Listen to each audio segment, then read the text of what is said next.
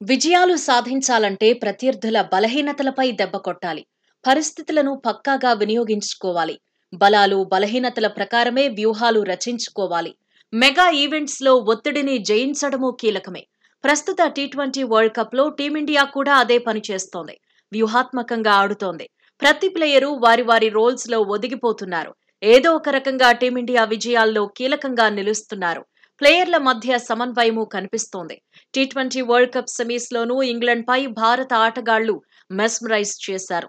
ముఖ్యంగా కొందరు ప్లేయర్లు ఎక్కువగా ఇంపాక్ట్ చూపించారు. మ్యాచ్ ను భారత్ వైపు తిప్పడంలో కీలకంగా నిలిచారు. టాస్ ఓడిపోవటం కూడా టీమిండియాకు బాగానే కలిసొచ్చింది. వాతావరణాన్ని దృష్టిలో పెట్టుకుని టాస్ గెలవగానే బట్లర్ ఫీల్డింగ్ ఎంచుకున్నాడు. అదే భారత్ కు వరమైంది. ఎందుకంటే మ్యాచ్ సాగిన కొద్దీ వికెట్ స్లో అయింది. మందకొడిగా ఉన్న పిచ్ పై స్పిన్నర్లు డామినేట్ చేశారు. ఇంగ్లాండ్ తరపున ఆదిల్ రషీద్, లివింగ్ స్టోన్ కూడా బంతితో మాయ చేశారు.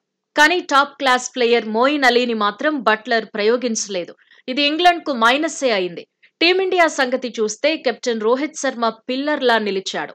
ఆరంభంలో ఉన్న బౌన్స్ ను వినియోగించుకున్నాడు. అటాక్ చేశాడు. సక్సెస్ అయ్యాడు. టీమిండియా డిపెండబుల్ స్కోర్ చేయటంలో కీలకంగా నిలిచాడు. సూర్యకుమార్ యాదవ్ కూడా అంచనాలకు తగినట్టే బ్యాటింగ్ చేశాడు. ఇంగ్లాండ్ పై ఒత్తిడి పెంచడంలో కీలకంగా నిలిచాడు. టీమిండియా తరపున సెకండ్ హైయెస్ట్ స్కోరర్ సూర్యకుమార్ యాదవే. గయానా పిచ్ పై చేజింగ్ ఎప్పుడూ కష్టమే. సాధారణంగానే పిచ్ స్లోగా ఉంటుంది. గయానాలో 160 పరుగులు ఛేదించడమూ అంత ఈజీ కాదు. టీమిండియా మాత్రం వీలైనన్ని ఎక్కువ పరుగులను పిండేసుకోవాలనే కసితోనే ఆడింది. డిఫెండింగ్ ఛాంపియన్ ముందు 172 పరుగుల టార్గెట్ ను పెట్టగలిగింది.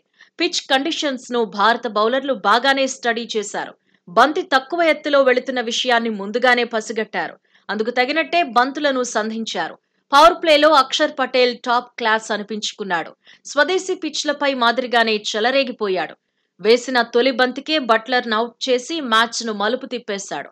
స్టంప్స్ టార్గెట్ గా బంతులేసిన అక్షర్ వికెట్ల వేటలో తీన్మార్ ఆడేశాడు. టీమిండియాకు మ్యాచ్ విన్నర్ గా నిలిచాడు. కుల్దీప్ యాదవ్ కూడా గయానాలో ఇంగ్లాండ్ ను దడదడలాడించాడు. రిస్ట్ స్పిన్ తో కేక పెట్టించాడు. 3 వికెట్లను ఖాతాలో వేసుకున్నాడు. మొత్తంగా అటు అక్షర్ పటేల్, ఇటు కుల్దీప్ యాదవ్ ఇద్దరూ కలిసి ఇంగ్లాండ్ ను ఓ ఆట ఆడేసుకున్నారు.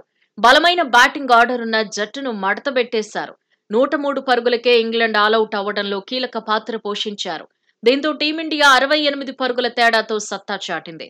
టీ20 వరల్డ్ కప్ ఫైనల్లోకి కాన్ఫిడెంట్ గా ప్రవేశించింది.